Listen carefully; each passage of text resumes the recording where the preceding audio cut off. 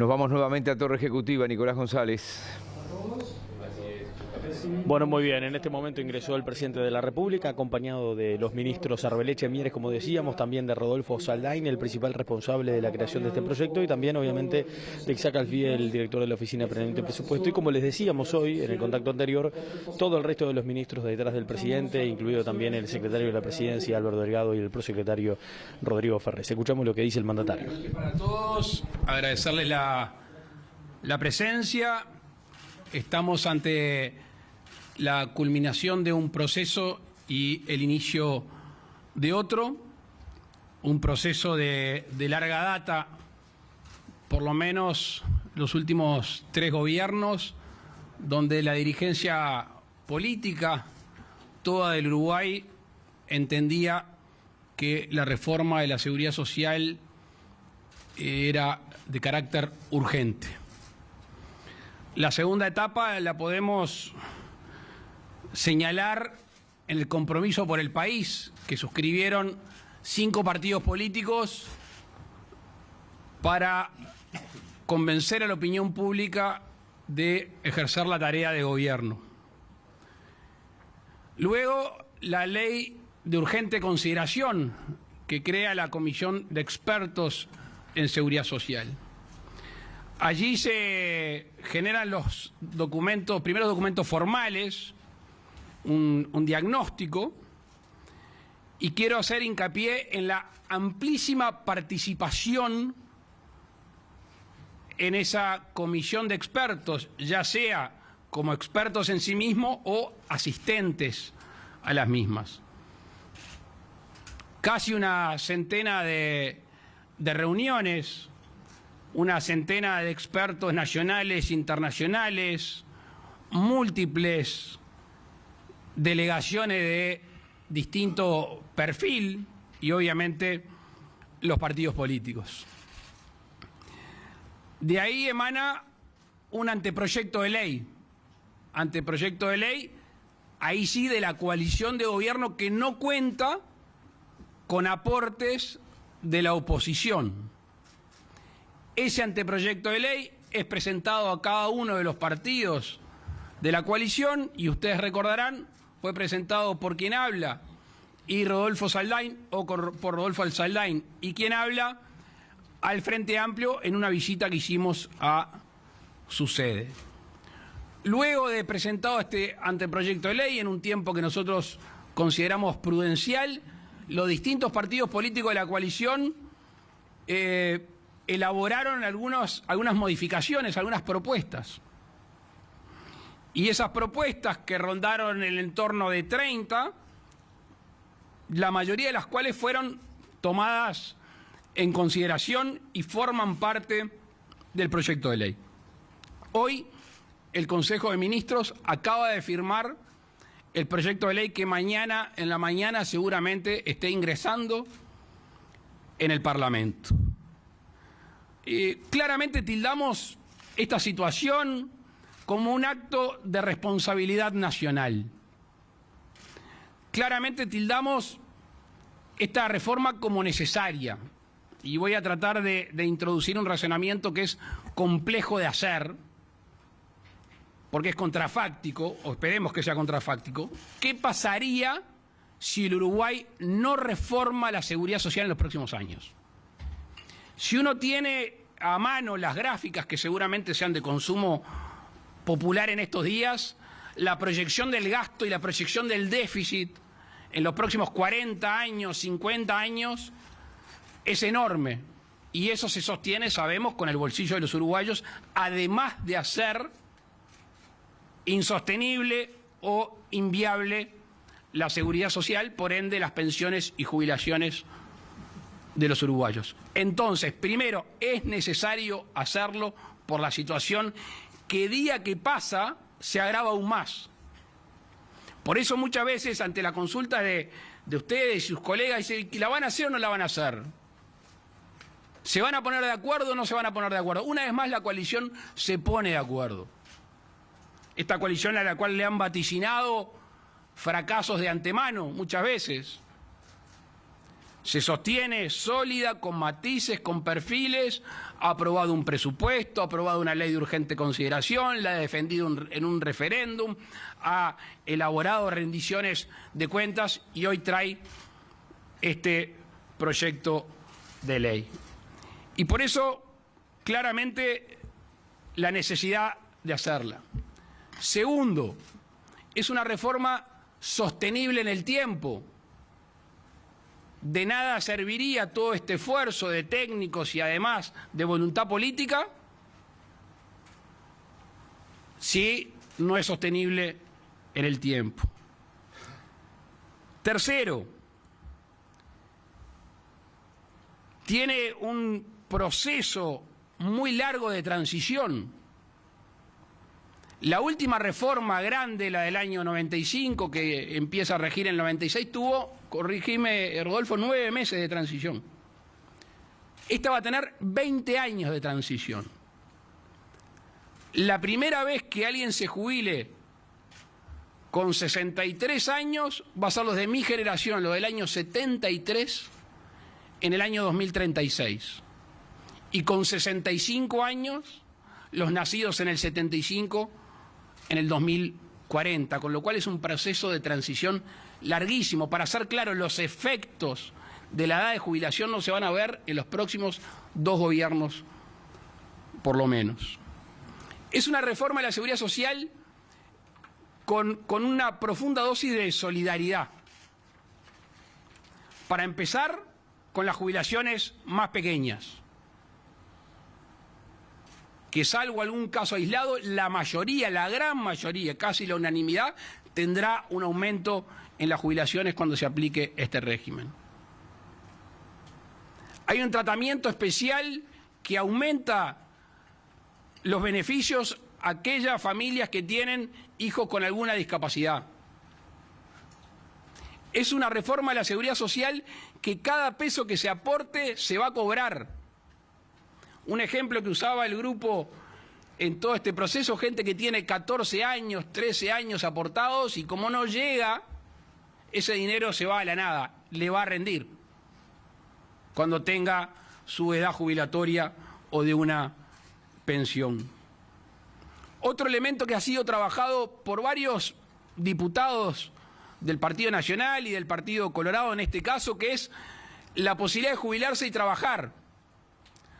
Todos conocemos a algún jubilado que, porque quiere estar ocupado o porque además de querer estar ocupado necesita un ingreso extra para subsistir, que hace alguna changa y sabemos, como se dice comúnmente, trabaja en negro, o sea, en la informalidad. Esto lo va a legitimar para poder trabajar, cobra jubilación, cobra un sueldo, aporta y eventualmente ese aporte le va a mejorar su jubilación. Y por eso estamos convencidos que es una reforma necesaria, una reforma sostenible y una reforma solidaria, que la hacemos como acto de responsabilidad nacional y no se lo vamos a dejar al próximo gobierno, sea de la ideología y del color que sea, y por eso estamos muy satisfechos haber llegado a un acuerdo con la coalición de gobierno y esperemos, decía recién un ministro, que vengan aportes, que entre al Parlamento y que el Frente Amplio haga aportes positivos. Esto es un acto perfectible, es un proyecto perfectible, obviamente que guarde las características de la necesidad, de la sostenibilidad y también de la solidaridad. Muchas gracias y quedo abierto a sus preguntas. Abrimos entonces un espacio de intercambio. Solicitamos, por favor, que se identifiquen y mencionen al medio que representan. Muchas gracias. Buenas tardes, Matías da Silva de La Diaria. La consulta refiere a los plazos. Hacia adelante el proyecto, al menos en una de las cámaras, se va a analizar desde marzo del año próximo, ya un año preelectoral. Quería saber si ve en esto algún tipo de riesgo para lo que va a ser el diálogo y la negociación a nivel del Parlamento.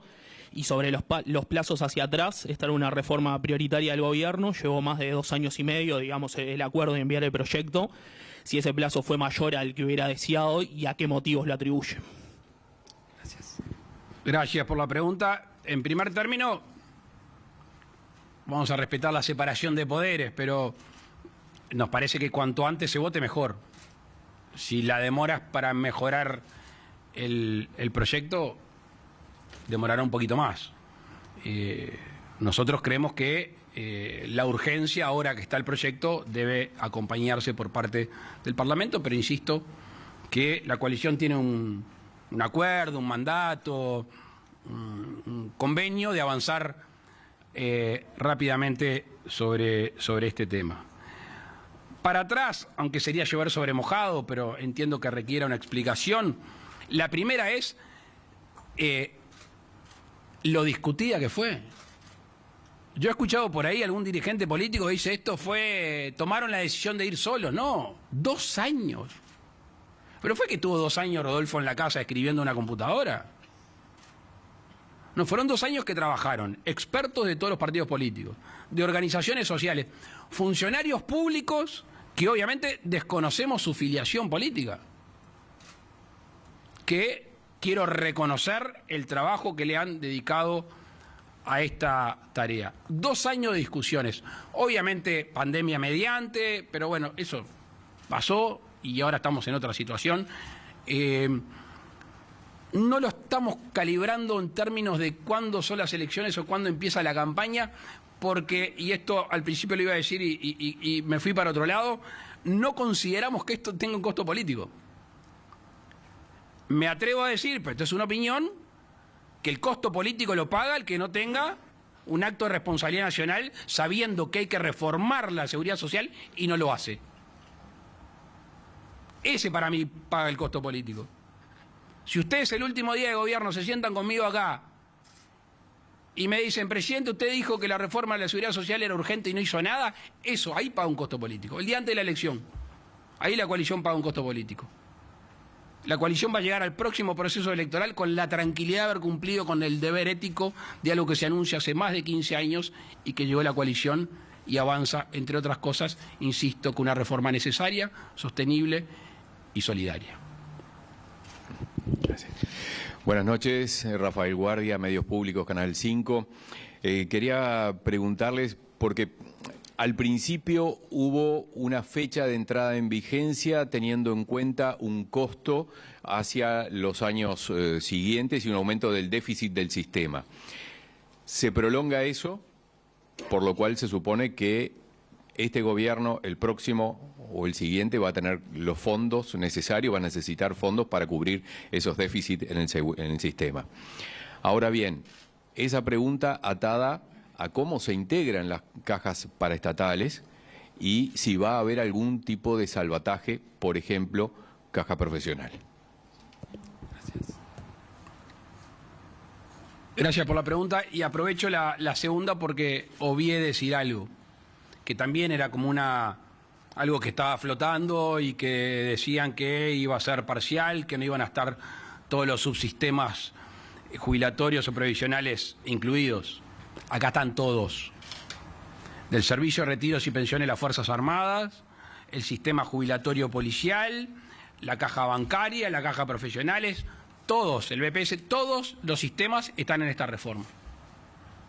Y eso para nosotros era un punto de partida fundamental. Segundo,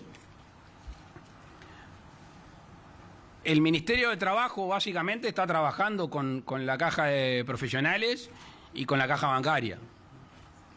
No quiero ser,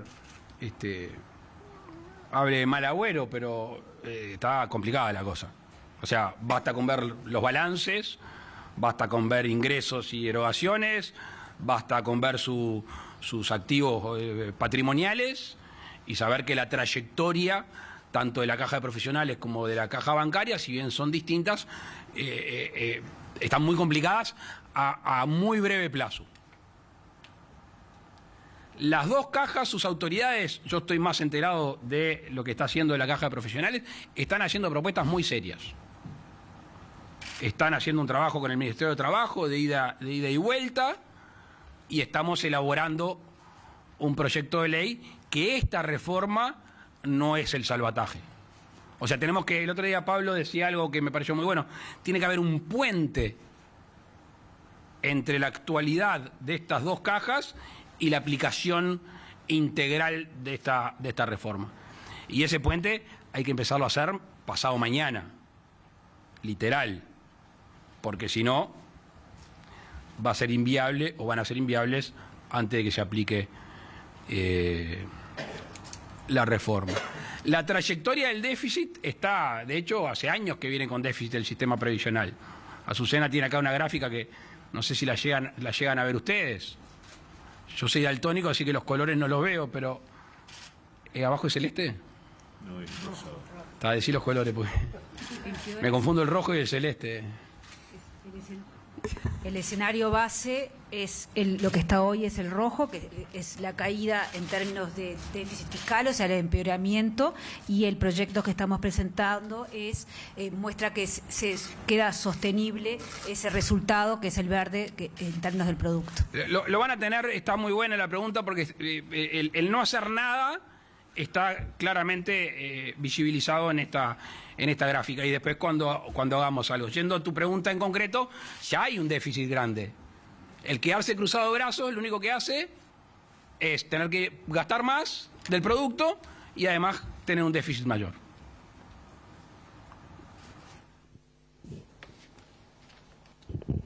¿Qué tal, presidente? ¿Cómo le va? Nicolás González, BTV Noticias. Usted recién decía, es una reforma con dosis de solidaridad con la mayoría de las jubilaciones y fundamentalmente las más bajas. Durante estas últimas semanas hemos escuchado al representante de los trabajadores del BPS, a Ramón Ruiz, decir que esto, más que una reforma de seguridad social, es solamente una reforma jubilatoria y que en realidad los menores de 45 años iban a tener una pérdida en sus jubilaciones de entre un 8 y hasta un 30%. ¿Qué se le responde a una persona que también integró la comisión de expertos, que dice haber realizado propuestas también en su momento y que de alguna forma está sosteniendo algo distinto a lo que usted recién señalaba, por ejemplo? Lo primero que no, gracias por la pregunta. Lo primero que no voy a hacer es adjudicar intenciones, porque presumo buena intención y profesionalismo. Simplemente que me viene a la memoria el referéndum por la LUC. ¿Se acuerdan todo lo que escuchamos sobre los desalojos express, de la privatización de la educación pública, de los abusos policiales? Pasó la LUC, pasó el referéndum, y esos tres ejemplos y tantos otros no se dieron. Sobre este tema puntualmente, me gustaría que Rodolfo me ayude en la contestación técnica. Bien, muchas gracias, presidente. Claramente la reforma tiene entre sus grandes virtudes la incorporación de una nueva prestación, el suplemento solidario, que es un beneficio adicional a la jubilación que se genera con el aporte y que va a estar alcanzando a todas aquellas personas que se jubilen al amparo del nuevo régimen con ingresos jubilatorios de hasta 42.000 pesos. Cuanto más bajo sea ese umbral, mayor va a ser la jubilación y sin duda va a ser mayor que las actuales para gran parte de la población de menores recursos. Las estimaciones a las que hacía referencia Nicolás en la pregunta están hechas sobre la base de una distribución que no es la del proyecto del aporte personal. En el proyecto, el aporte de los futuros trabajadores, a partir de que entre la vigencia de la reforma, va a ser 10% a BPS, 5% a su cuenta de ahorro individual. Eso también cambia sustancialmente esos cálculos con los cuales nosotros no podemos hacer acuerdo. Y hago hincapié en lo que decía Rodolfo y en lo que decía que está bien intencionado. Lo que debe haber visto el delegado al cual hacía referencia es el anteproyecto y no el proyecto, que en este momento es ya de consumo público el proyecto. Buenas tardes a todos. Presidente Leonardo Silvera de Telemundo. Yo quería preguntarle por una lectura política de que no haya habido un aporte del Frente Amplio. Cuando usted decía, fuimos a la sede y se lo presentamos. Y en virtud de que hay buen diálogo, si habló con Fernando Pereira para preguntarle por qué no llegó ese aporte o en qué está la situación. Gracias. No hablé, no. Por este tema no he vuelto a hablar. me quedo con una respuesta que le leía a Rodolfo en una entrevista de este fin de semana. Es quien tenga aspiración a ser gobierno en el periodo que viene y en el otro, seguramente lo que está deseando es que esta reforma salga a luz y que se vote en el Parlamento. No me cabe la menor duda. Después cada uno asumirá si tiene responsabilidad o no tiene responsabilidad en lo que sabe que hay que hacer y lo acompañará con las acciones o se quedará solo en un diagnóstico como los últimos 15 años. ¿Qué tal? Daniel Rodríguez de Subrayado. La consulta tiene que ver también a partir de una de las críticas que realizaba la representación de trabajadores, señalando que la reforma no agrega fuentes de financiamiento al sistema. Y en tal sentido preguntar cómo ven esa afirmación, si el proyecto establece nuevas fuentes de financiamiento y cómo se explica la intención del Gobierno de reducir el IAS, en tanto es también una fuente de financiamiento del sistema. Bien, la primera parte se la voy a dejar que la conteste Rodolfo, la segunda la voy a contestar yo. Este gobierno es hijo de compromisos políticos y en el compromiso por el país se habla de una reducción del IAS, no de eliminación, de reducción del IAS. Y con la ministra de Economía tenemos un pacto que lo voy a recordar acá entre pocos, que si el crecimiento de la economía supera el 3,8 en este año, parte de esa, no es superávit, pero ese exceso en el crecimiento por encima del planificado, se va a volcar parte para disminuir el IAS y otra parte para disminuir el IRPF. Situación que en Uruguay no se da hace muchísimos años, que un gobierno haga un esfuerzo económico y que además le afloje el bolsillo a los ciudadanos, así que esperemos crecer por arriba del 3,8 y sé que este gobierno va a cumplir con ese compromiso también. Uno que estaba explícitamente el compromiso por el país y el otro que aún no estando, creemos justo y de orden que aquella gente de las franjas más bajas del IRPF tenga un afloje en el cinturón. Compartíamos la palabra del presidente de la República, acompañado de sus ministros, a propósito del texto final del proyecto de la reforma de la Seguridad Social, un texto que será entregado mañana al Parlamento Nacional. Roguemos que el Fondo Monetario tenga razón y esto crezca más del 5%, ¿no? Ojalá. Digo, porque el IRPF no lo tocaba a nadie, no lo toca a nadie. Es verdad. Veremos.